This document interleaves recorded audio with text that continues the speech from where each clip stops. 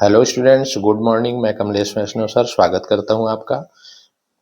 यहाँ पे हमने आपको पहले 2 वीडियो सेंड किए थे इम्पोर्टेंस में इकोनॉमिक्स के लिए, बोर्ड एग्जाम सीजी के लिए। तो आज हम यहाँ पर तीसरे पार्ट्स लेकर के आए हैं आपके लिए, जिसमें हम आपको बताने वाले हैं बहुत ही इम्पोर्टेंट क्वेश्चन जो आपको देते हैं 6 मार्क्स। 4 क्वेश्चन हम आपको यहाँ पे बताने वाले हैं। इस वीडियो को आप लास्ट तक देखिएगा। अभी तक आप हमारे चैनल को सब्सक्राइब नहीं किए हैं तो सब्सक्राइब कर लीजिए। यहाँ पे हमने अगला क्वेश्चन लिया है, सीमांत उपयोगिता एवं कुल उपयोगिता के बीच संबंध बताइए। तो सीमांत उपयोगिता और कुल उपयोगिता के बीच क्या कौन कौन से संबंध हैं उसको आपको बताना है, और साथ में इसमें आपको टेबल भी बताने होंगे, और टेबल के साथ इसका जो डायग्राफ होता है वो भी आप यहाँ पे सीखेंगे। ठीक है, तो यहाँ पे पहले हम समझते हैं सीमांत उपयोगिता। सीमांत उपयोगिता किसे कहते हैं? तो किसी वस्तु की एक अतिरिक्त इकाई के उपभोग करने से कुल उपयोगिता में होने वाली वृद्धि को सीमांत उपयोगिता कहते हैं। सीमांत उपयोगिता को इंग्लिश में मार्जिनल यूटिलिटी कहा जाता है। तो यहाँ पे कह रहा है कि जैसे जैसे आप हर एक इकाई का उपभोग करते जाएंगे तो आपकी उपयोगिता में क्या होते जाएगी? वृद्धि होते जाएगी। मतलब आपकी यूटिलिटी जो है वो इंक्रीज होते जाएगा। तो उसी को हम लोग बोलते हैं सीमांत उपयोगिता। जैसे कि हम यहाँ पे आपके लिए चार्ट्स लेके आते हैं, इस प्रकार से है।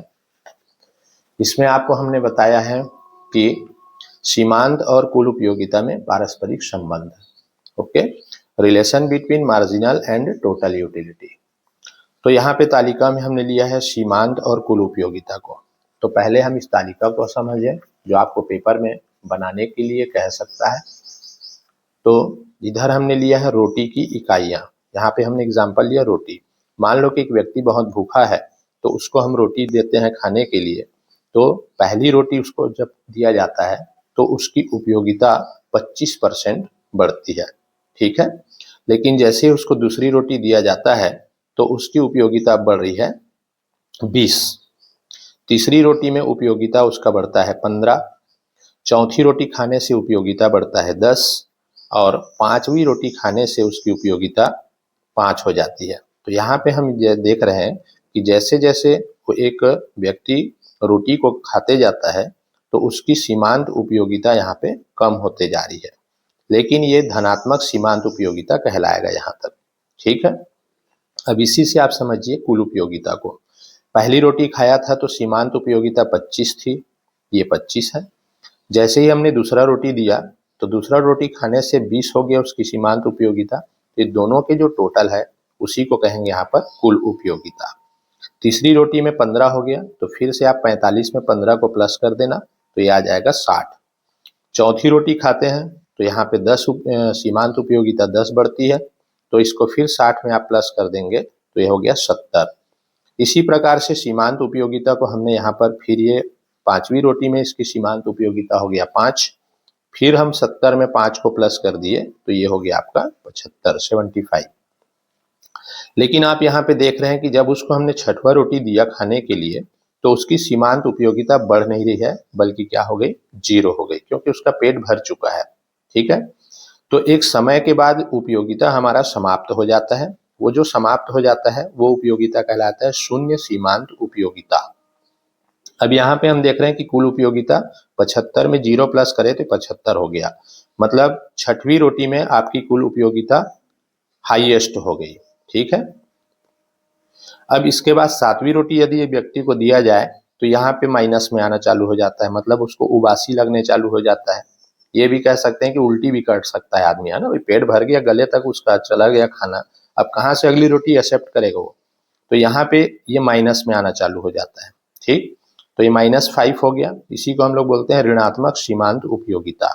तो इधर भी आपकी कुल उपयोगिता क्या हो जाएगा? घटते चले जाएगा। 75 में आप 5 माइनस करेंगे प्लस के जगह में तो ये हो गया 70। फिर 8वीं रोटी आपने दिया तो फिर -10 हो गया। तो ऋणात्मक उपयोगिता क्या होता है? एक समय के बाद बढ़ते चले जाता है। फिर 70 में 10 को माइनस कर दिए तो हो गया 60। तो इस प्रकार से हम इसमें थ्योरी ये समझ रहे हैं कि रोटी की इकाइयां बढ़ता है, ठीक है। यहाँ पे मैं लिख भी दिया हूं कि रोटी की इकाइयां बढ़ता है तो कुल उपयोगिता बढ़ रहा है, और सीमांत उपयोगिता क्या होते जा रहा है? कम होते जा रहा है, ये आप थ्योरी याद रखेंगे। जैसे कि यहाँ पे मैं आपको समझा रहा हूँ कि जैसे जैसे आप रोटी तो खा रहे हैं, रोटी की उपयोगिता बढ़ाते जा रहे हैं, रोटी की इकाई बढ़ रही है, यहाँ पे कुल उपयोगिता आपका बढ़ रहा है, एक समय तक बढ़ रहा है वो भी, ठीक है। लेकिन सीमांत उपयोगिता क्या होते जाएगा, कम होते जाएंगे।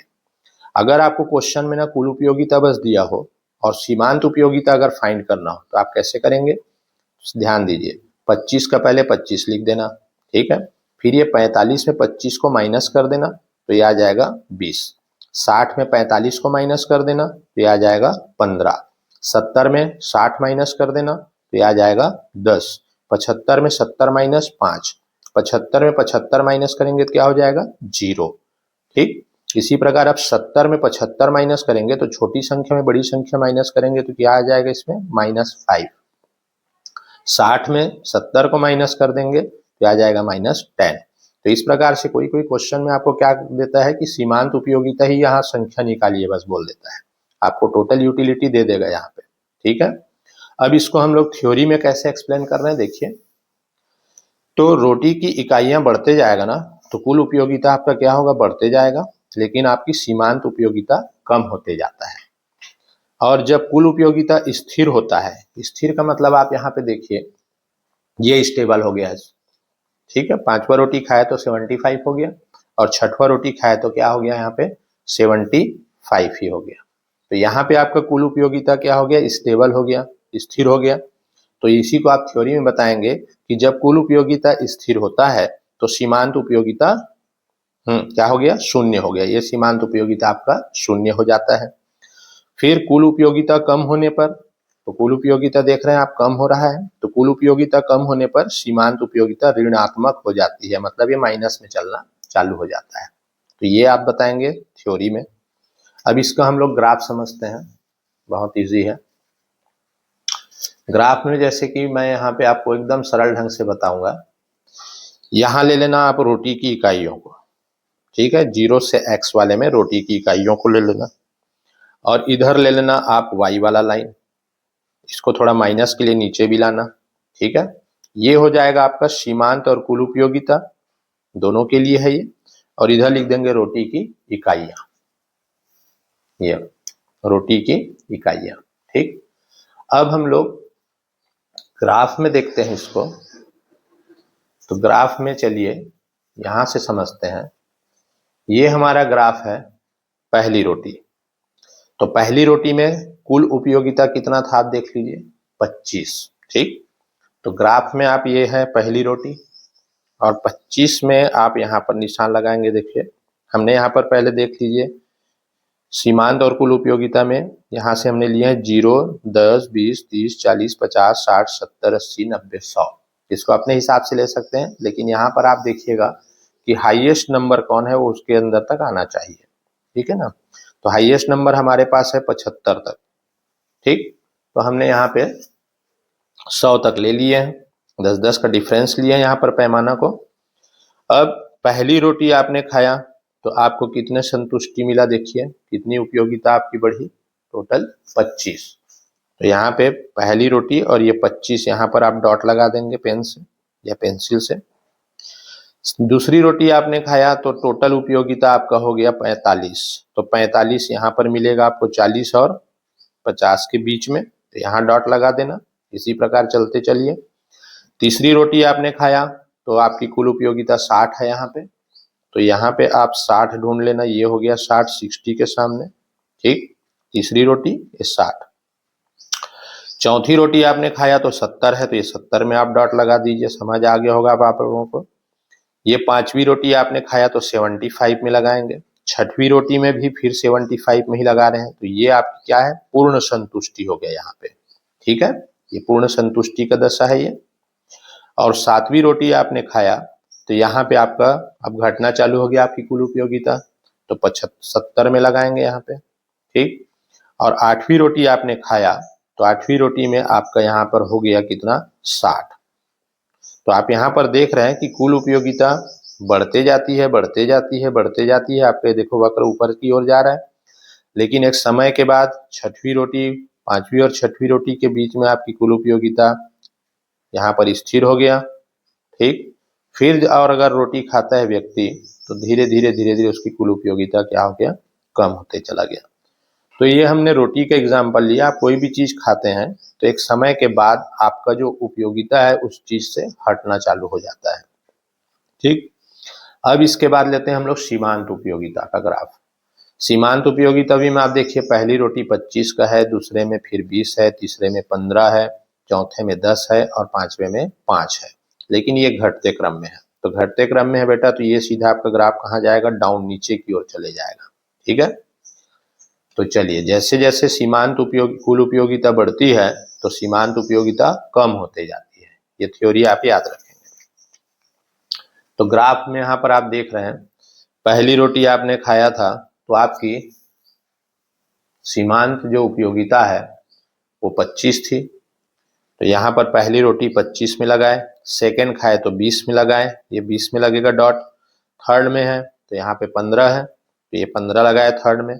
फोर्थ में यहाँ पर 10 है तो ये 10 में लगाए, ये देखिए 10 सीधा ये 10 में लगाए। ठीक है, यहाँ पे डॉट लगाना। पांचवी रोटी खाए, पांचवी रोटी खाए तो 5 में लगाए यहाँ पे। ठीक, छठी रोटी आप खा रहे हैं तो यहाँ पे 0 हो गया बेटा, तो ये छठवीं रोटी में ये 0 वाला जो लाइन है ना, ये यहाँ पे आप डॉट लगाएंगे। सातवीं रोटी खा रहे हैं तो -5 हो गया, तो अब नीचे आ जाइए जरा, ये -5 का है हमारे पास, यहाँ पर डॉट लगेगा। ठीक, और आठवीं रोटी में -10 हो रहा है आपकी सीमांत उपयोगिता, तो यहाँ पर लगाएंगे ये आठवीं रोटी और ये -10 है, तो सीधा में जाइए यहाँ पर डॉट लगा दीजिए। ठीक, तो पहले आप ये वाला जो कुल उपयोगिता वाला डॉट है ना, इनको पहले ऐसे मिला देना भाई, ऐसे ऐसे, और यहाँ पे जितने डॉट्स बने थे आपके उसको आप मिला देना। ठीक, अब इसके बाद ये जो स्टेबल हुआ था यहाँ पे 75, तो ये वाला लाइन और ये 0 वाला लाइन, इसको आप ऐसे डॉट खींच देना, ग्राफ मार देना लाइन एक है। ठीक है, ये आपकी कहलाएगी कुल उपयोगिता। ठीक, जो कि आपकी शून्य सीमांत उपयोगिता हो गया। यहाँ पे ये वाला जो वक्र है इसको कर्व बोलते हैं इंग्लिश में, इसको लिखेंगे आप लोग सीमांत उपयोगिता वक्र, मार्जिनल यूटिलिटी कर्व। और ये वाला जो ग्राफ, ये वाला जो वक्र गया है, इसको बोलेंगे हम लोग टोटल यूटिलिटी कर्व, मतलब कुल उपयोगिता वक्र। ठीक, तो इस प्रकार से आप इसको समझा देंगे। इसको ए, इसको सी नाम दे देना। ठीक है, सीमांत उपयोगिता कहलाएगा। और ए से एम जो है वो आपकी कुल उपयोगिता है। ठीक है, तो इस प्रकार से आप इसको एक्सप्लेन कर दीजिएगा। ये आपको 6 नंबर के लिए पूछा जाता है पेपर में। ओके, थ्योरी तो मैंने आपको इसका बताया।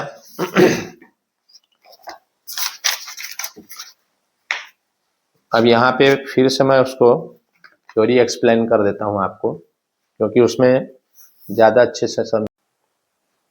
तो यहाँ पे आप बताएंगे कि कुल उपयोगिता किसे कहते हैं। तो किसी निश्चित समय में उपभोग की गई कुल इकाइयों से प्राप्त उपयोगिता कुल उपयोगिता कहलाती है। कुल उपयोगिता की निम्न 3 अवस्थाएं हो सकती हैं। इसका कहने का मतलब है कि जो जितना भी इकाई एक व्यक्ति ने उपयोग किया है, उससे जितनी भी संतुष्टि मिलती है उसके टोटल को बोलते हैं बेटा कुल उपयोगिता। ठीक, अब यहाँ पे आपको बताना है इसकी अवस्थाएं। तो प्रथम अवस्था मतलब फर्स्ट स्टेज में क्या होगा कि इस स्थिति में वस्तु की इकाइयों के उपयोग के साथ साथ कुल उपयोगिता भी बढ़ती जाती है। मतलब जैसे जैसे आप रोटी को खाते चले जा रहे हैं तो आपकी कुल उपयोगिता भी बढ़ते जा रही है। और द्वितीय अवस्था बताएंगे कि जिस स्थिति में कुल उपयोगिता का बढ़ना रुक जाता है, मतलब जैसे कि हमने 5वें के बाद 6वां रोटी खाए तो हमारी कुल उपयोगिता 75 हो गया था, उसी को कह रहा है कि कुल उपयोगिता बढ़ना रुक जाता है। उस स्थिति में पूर्ण संतुष्टि की अवस्था कहते हैं। मतलब आदमी का जो पेट है ना वो पूरे गले तक भर गया। ठीक, अब उसको रोटी खाने की कोई आवश्यकता नहीं है, रोटी क्या और कोई भी चीज नहीं खाएगा जब उसका पेट भर जाएगा। तो तृतीय अवस्था में आप बताएंगे कि इस अवस्था में कुल उपयोगिता घटना प्रारंभ हो जाती है। ठीक, उसे कुल उपयोगिता की घटती हुई अवस्था कहते हैं। तो जैसे ही उसका यहाँ पर पूर्ण संतुष्टि हो गया, उसके बाद और उसको ठूसा जाएगा उसके मुंह में रोटी को, तो उसकी कुल उपयोगिता क्या होना चालू हो जाएगा, घटना चालू हो जाएगा। तो इसी को बोलेंगे हम लोग कुल उपयोगिता में घटना प्रारंभ हो जाता है, मतलब माइनस में आना चालू हो जाता है। ठीक, ओके। यहाँ पे बुक ने भी वही समझाया है कि यहाँ पे आपकी वस्तु की इकाइयां ले लिया है, 1 2 3 4 5 6 7 8। यहाँ पर लिया मार्जिनल यूटिलिटी, सीमांत उपयोगिता, पहला रोटी खाया, गपागप खाया, एकदम मस्त भूख लगा था उसको, तो यहाँ पर उसको 12 का सीमांत उपयोगिता आया। तो कुल उपयोगिता भी समझते जाइए, यही 12 को यहाँ लिख देना। फिर दूसरा रोटी खाया तो थोड़ा सा टेस्ट अब कम लगने लगा, फिर भी खाया है बट दबा के, यहाँ पे 10 सीमांत उपयोगिता हुआ उसका। ये दोनों को फिर प्लस कर देना, ये 12 में 10 प्लस कर दिए थे 22 हो गया कुल उपयोगिता। तीसरी रोटी खाया होगा तो 8 हो गया उसकी उपयोगिता, कम होते जाएगा, ध्यान रखिए। तो यहाँ पर फिर 22 में 8 को प्लस कर देना, 30 हो गया, समझ गए। चौथा रोटी में 6 हुआ तो 6 में 30, 6 को प्लस कर दिए तो 36 हो गया। पांचवा रोटी में 4 है तो 36 में 4 को प्लस कर दिए तो 40 हो गया। 6 में 2 हो गया, यहाँ पर कम होते जा रहा है, अब 40 में 2 प्लस कर दिए तो 42 42 हो गया। तो यहाँ तक तो ये बढ़ती हुई कुल उपयोगिता कहलाएगा, ठीक है, बढ़ रहा है यहाँ तक। लेकिन अब सातवां रोटी खा रहा है तो यहाँ पर क्या हो गया, 0 हो गया सीमांत उपयोगिता। तो ये क्या हो जाएगा, स्टेबल हो जाएगा, क्योंकि 42 में 0 जोड़ोगे तो 42 ही होता है। तो ये पूर्ण संतुष्टि का हो गया, फुल सेटिस्फाइड हो गया यहाँ पे, ठीक है। और 8वां रोटी खाया तब क्या हो गया, यहाँ पे माइनस में जा रहा है, ठीक। तो यहाँ 42 में 2 घटा देंगे तो ये हो गया 40। तो ये घटती हुई कुल उपयोगिता कहलाएगा यही, ठीक। तो जब कुल उपयोगिता बढ़ती है तो सीमांत उपयोगिता धनात्मक होता है, और जब कुल उपयोगिता घटता है तो सीमांत उपयोगिता ऋणात्मक होने लगता है। ये इसके बारे में बोल रहा है, ऋणात्मक हो जाता है। और जब कुल उपयोगिता अधिकतम होती है और यह पूर्ण संतुष्टि के स्तर के बाद घटना प्रारंभ हो जाती है, जबकि सीमांत उपयोगिता से ही घटना शुरू कर देती है। तो यहाँ पे समझाना है कि कुल उपयोगिता अधिकतम होती है और यह पूर्ण संतुष्टि के स्तर के बाद, मतलब यहाँ 42 के बाद, पूर्ण स्तर यही है, 42 के बाद अब ये क्या हो जाएगा, घटना प्रारंभ हो जाता है, जबकि सीमांत उपयोगिता से ही घटना शुरू होता है। इसी के कारण ही ये क्या होता है, यहाँ पे माइनस होना चालू हो जाता है, ठीक है। ग्राफ हमने आपको समझा दिए थे। अब यहाँ पर आपको एक्सप्लेन थोड़ा से और करना है, चलिए। रेखा चित्र से स्पष्ट है कि 6वीं इकाई तक सीमांत उपयोगिता में कमी आती है, लेकिन कुल उपयोगिता में वृद्धि होती जाती है, और 7वीं इकाई पर कुल उपयोगिता अधिकतम तथा सीमांत उपयोगिता शून्य हो जाती है। तो इसको हमने पहले ही आपको एक्सप्लेन कर दिए थे। और इसके बाद सीमांत उपयोगिता ऋणात्मक हो जाती है तथा कुल उपयोगिता कम होने लगती है, ठीक। तो ये ग्राफ को ही देख करके यहाँ पर आपको लिख लेना है, कि बता देना है आपको कि सीमांत उपयोगिता, कुल उपयोगिता बढ़ते जाती है लेकिन सीमांत उपयोगिता घटते जाती है। जब आपकी कुल उपयोगिता अधिकतम हो जाती है तो सीमांत उपयोगिता शून्य हो जाती है, ठीक। उसके बाद फिर आपका 0 होना चालू हो जाता है। तो 0 के नीचे फिर क्या हो जाएगा, आपका ऋणात्मक प्रारंभ हो जाता है। तो इसके बाद सीमांत उपयोगिता ऋणात्मक हो जाती है तथा कुल उपयोगिता कम होने लगती है। ये वाला पॉइंट आपके लिए वेरी इंपॉर्टेंट बात है, ठीक। अब आता है यहाँ पर अगला क्वेश्चन हमारा, उदासीनता वक्र। उदासीनता वक्र को तालिका एवं रेखा चित्र के द्वारा समझाइए। तो उदासीनता वक्र क्या है पहले समझें। उदासीनता का मतलब होता है कि आपके पास कोई भी साधन जो होता है उपभोक्ता के पास वो सीमित होता है बेटा, और सीमित साधन से उसको एक से अधिक कोई भी वस्तु का उत्पादन करना हो या एक से अधिक वस्तु को खरीदना हो, तो आपके पास पैसा लिमिट है, और दोनों जो वस्तु है वो समान उपयोग के हैं। जैसे कि मैं एग्जांपल दूं कि एक बच्चा है, उस बच्चे को आप दुकान ले गए और उसको बोल रहे हैं बेटा ये 2 ठने लालीपाप है, इसमें से कोई एक लालीपाप को तुमको लेना है। तो बच्चा दोनों लालीपाप को देखता है, दोनों बड़ा टेस्टी दिख रहा है, दोनों अच्छे दिख रहे हैं। तो लेकिन शर्त क्या है, कोई एक को लेना है। तो अगर वो एक लालीपाप को लेता है तो दूसरी लालीपाप उसको छोड़ना पड़ता है। तो उस समय उसका मन थोड़ा सा क्या हो जाता है, उदास हो जाता है, सैड हो जाता है। तो उदास हो जाता है, तो वहीं से ही अर्थशास्त्र में लिया गया है उदासीनता वक्र, ठीक है। अब उसकी वक्र को देखें। तो उदासीनता वक्र और रेखा चित्र के द्वारा इसको समझाना है। तो आई होप आप समझ रहे होंगे कि उदासीनता क्या है। दो में से किसी एक को सेलेक्ट करना है, एक को त्यागना है। तो भाई आदमी का तो इच्छा ऐसा रहता है कि सबको हम ग्रहण कर लें, लेकिन सबको में से किसी एक को चुनाव करना पड़ता है।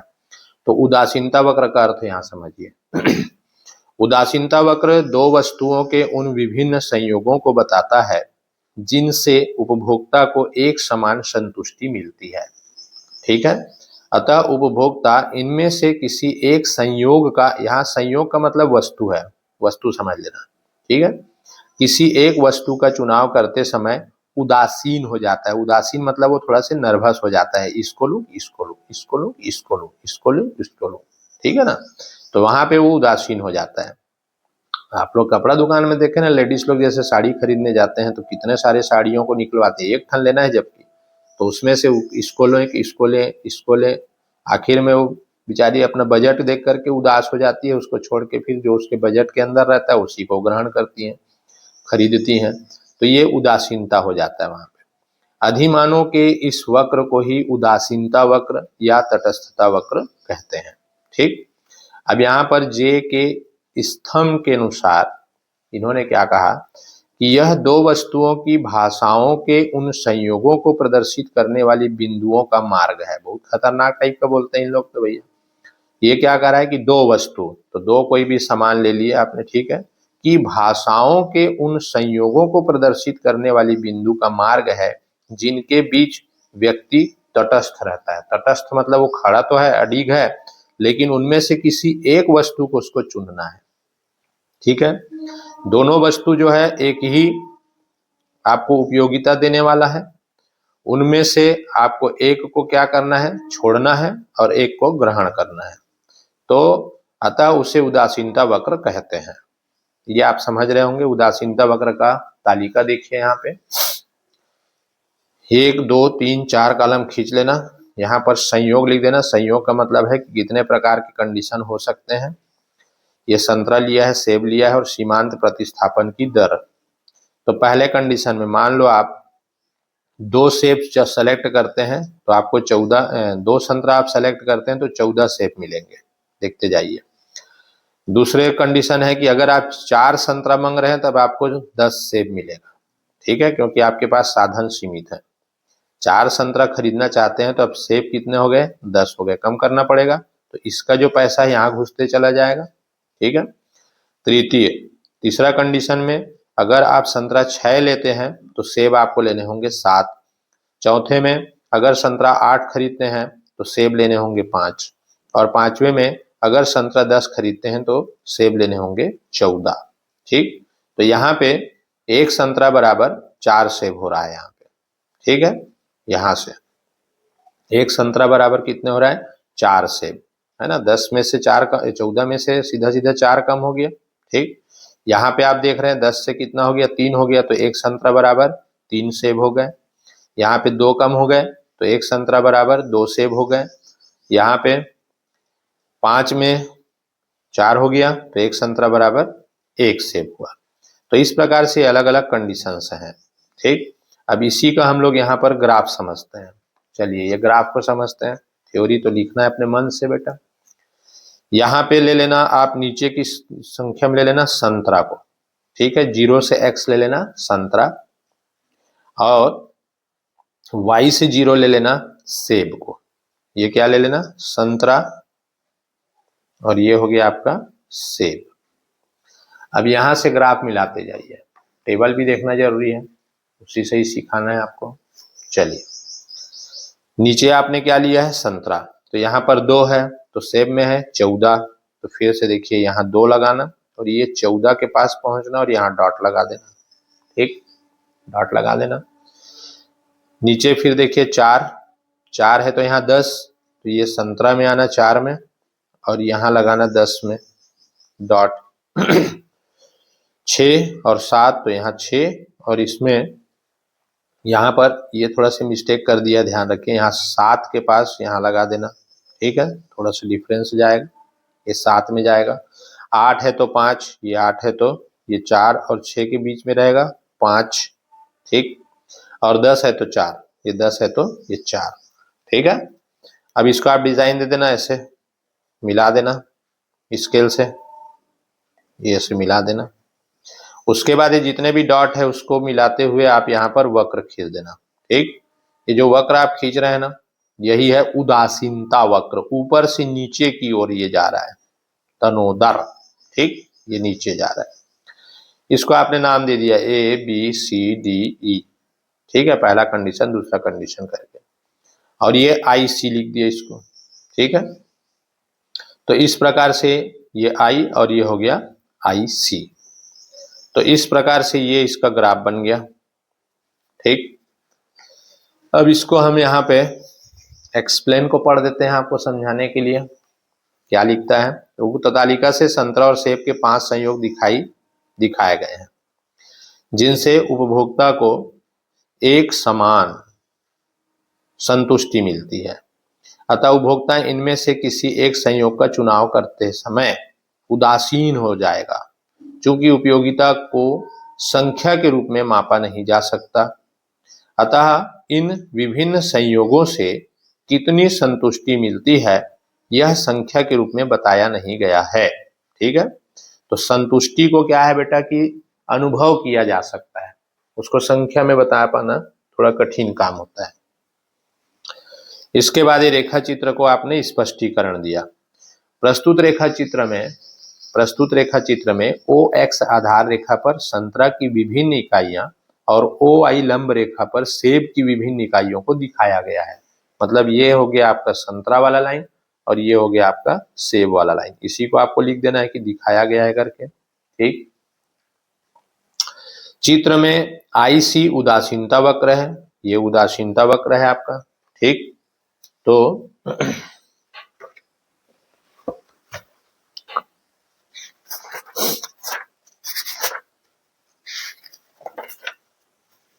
उदासीनता जो वक्र है उसका नाम यहां पर दिया गया है क्या, IC। ठीक, IC का मतलब हो जाता है इनडिफरेंस कर्व। इनडिफरेंस कर्व, तो इनडिफरेंस कर्व का पहला स्पेलिंग I है और C है, तो इनडिफरेंस कर्व हो गया ये। तो यहाँ पे चित्र में IC इंडिफरेंस कर्व उदासीनता वक्र है। इस उदासीनता वक्र में ABCDE बिंदु संतरे और सेब के उन 5 संयोग को बताते हैं जिनसे उपभोक्ता को एक समान संतुष्टि मिल रही है। ठीक है, तो चाहे इसको ग्रहण करे चाहे इसको ग्रहण करे, दोनों में उसको संतुष्टि बराबर मिलते चला जाता है, उसी को आपको बताना है। इससे उदासीनता वक्र, हाँ, अतः उपभोक्ता को इन विभिन्न संयोगों में से किसी एक संयोग का चुनाव करते समय उदासीन हो जाएगा, इसलिए उसे उदासीनता वक्र तथा तटस्थता वक्र कहते हैं। तो जब ABCDE बिंदुओं को सरल रेखा के साथ जोड़ा जाता है तो उसे उदासीनता कहते हैं। तो ये इसको जो कह रहा है वो ABCDE, इसको जोड़ देना है सर, ये कहलाएगा आपका उदासीनता वक्र। ठीक, तो उसमें आप उदास मत होना, 1-2 बार इसको पढ़ लेना, आपको समझ आ जाएगा, मजा आ जाएगा जब पेपर में नंबर मिलेगा तब। ठीक है, अब आता है क्वेश्चन नंबर 18, ये 6 नंबर का है भैया। क्या क्वेश्चन है, अल्पकालीन और दीर्घकालीन उत्पादन फलन में अंतर लिखिए। तो अल्पकालीन और दीर्घकालीन उत्पादन फलन, अभी फलन का मतलब क्या होता है मालूम है, उत्पादन फलन। फलन का मतलब होता है इसमें कितने की कमी वृद्धि हो रहा है, उसका रिजल्ट क्या निकल रहा है। अल्पकालीन और दीर्घकालीन, अल्पकालीन मतलब होता है कम समय और दीर्घकालीन मतलब होता है अधिक समय। इसके लिए अगर समय मिलता है तो उत्पादन में आप कितना परिवर्तन कर सकते हैं उसके बीच में आपको डिफरेंस बताना है। तो सबसे पहले कोई भी क्वेश्चन आप जब तैयारी करते हैं तो उसका पहले बेस को जाना करो कि इसमें लिखना क्या है, अपने किसके बारे में लिखना है। ठीक, तो चलिए पहला लिखता है अल्पकालीन उत्पादन फलन के अंतर्गत एक उत्पादक के पास इतना कम समय होता है बेटा कि वह एक साथ सभी साधनों में परिवर्तन नहीं कर सकता। अल्पकाल का मतलब है कि शॉर्ट पीरियड में, कम समय में आपको अगर उत्पादन बढ़ाना हो तो आप कारखाने को बड़ा नहीं कर सकते, पूंजी ज्यादा से ज्यादा नहीं लगा सकते। तो क्या कर सकते हैं आप, ज्यादा से ज्यादा आप रॉ मटेरियल मतलब कच्ची सामग्री को थोड़ा बढ़ा सकते हैं, लेबर को बढ़ा सकते हैं। तो उससे ज्यादा उत्पादन आपका थोड़ा बहुत बढ़ेगा, ज्यादा नहीं बढ़ सकता।